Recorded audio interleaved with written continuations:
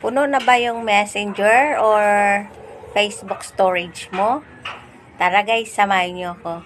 Turuan ko kayo. Pero bago niyan ang lahat, paki-share naman po para malaman din po ng iba.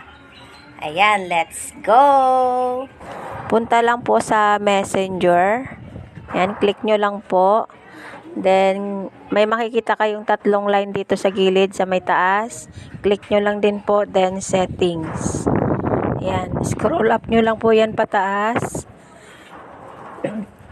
Tapos may makita kayo dito sa baba ng kulay blue, click nyo lang po. Then, makikita nyo po yung your information. Ayan, click nyo lang din po. Tapos, click nyo rin po yung search history. Ayan. Ayan, pag nakita nyo na po yan, click nyo rin po yung kulay blue sa baba. Ayan. Tapos, piliin nyo lang po yung all time. Ayan. Tapos, i-click nyo rin po yung kulay blue sa pinakababa. Ayan. Then, balik kayo sa inyong search history.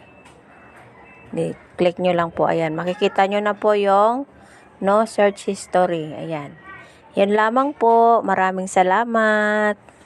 Thank you everyone. Bye.